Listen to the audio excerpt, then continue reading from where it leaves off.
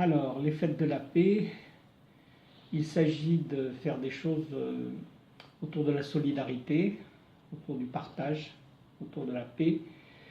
Donc l'idée c'est de partager avec les autres notre capacité d'être en paix. Et quand on parle d'être en paix, c'est être en paix avec soi-même, être en paix avec les autres et aussi avec notre environnement, principalement la nature, bien sûr. Donc heureusement pour nous, il y a des millions de personnes qui font des choses dans ce sens-là tous les jours, chacune de leur côté. Et je dis heureusement parce que sinon on serait dans un drôle d'état sur cette planète. Heureusement qu'il y a encore ça. Et nous, ce qu'on essaye de faire, c'est consciemment de créer un collectif qui soit axé là-dessus et d'y apporter nos compétences.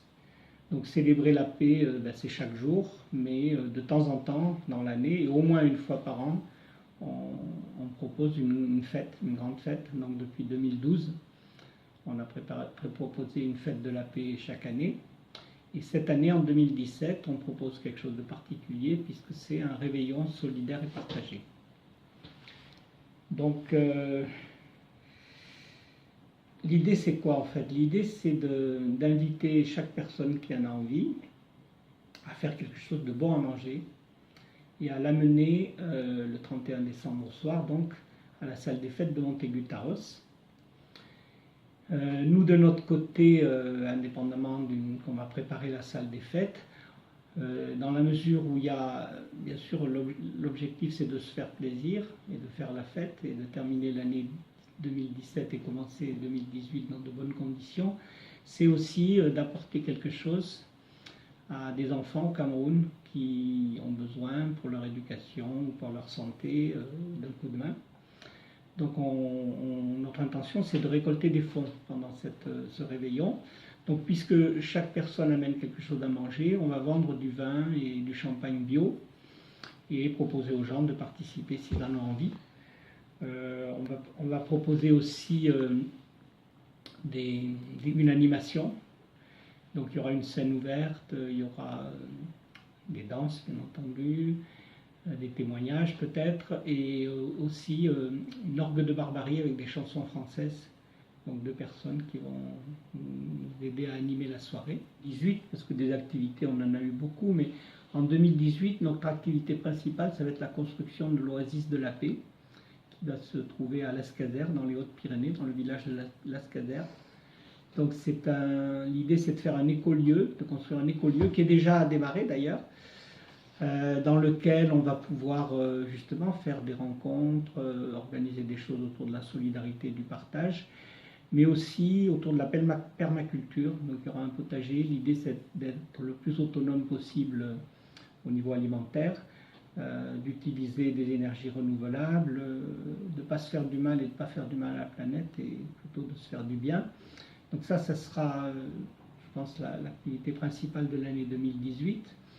Parallèlement à ça, je disais qu'on offre nos compétences et qu'on partage nos compétences.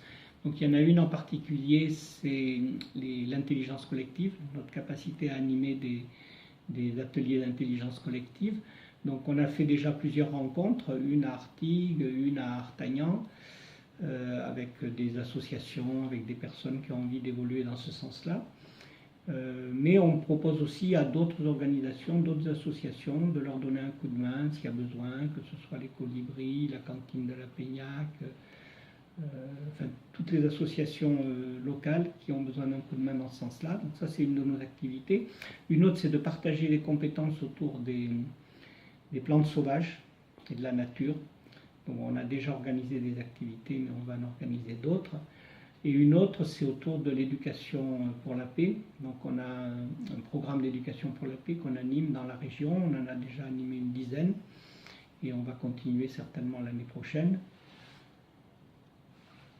Donc ça, ce sont nos principales activités. Donc intelligence collective, plantes sauvages, éducation pour la paix. Parallèlement, on va continuer bien sûr la solidarité internationale, je suppose. Et l'année prochaine, on envisage d'organiser la fête de la paix. Enfin, on n'envisage pas, on va organiser la fête de la paix avec Alternativa et les Colibris. Donc Alternativa, c'est un mouvement qui est né à Bayonne et qui se concentre principalement pour faire évoluer les choses au niveau du dérèglement climatique. Ils ont été très, très actifs au niveau de la COP 21. Et la fête de la paix à Montegut-Aros va être une halte pour Alternativa. Et on va faire ça avec le soutien des Colibris et on va essayer très largement d'inviter toutes les associations, les organisations de la région à nous aider donc le 29 septembre à Montegut-Aros, la fête de la paix avec Alternativa. Je voudrais terminer par une invitation à chacun qui voit cette vidéo à venir le 31 décembre donc à la salle des fêtes de Montegut-Aros, à inviter vos amis. On va bien s'amuser, mais on a aussi le plaisir que ce soit un amusement qui va servir à quelque chose, pas seulement à ses enfants au Cameroun, mais aussi dans la région, à partager, à œuvrer dans la solidarité, mais d'une manière concrète et dans le plaisir. Voilà, donc rendez-vous le 31 décembre à Montegut-Aros.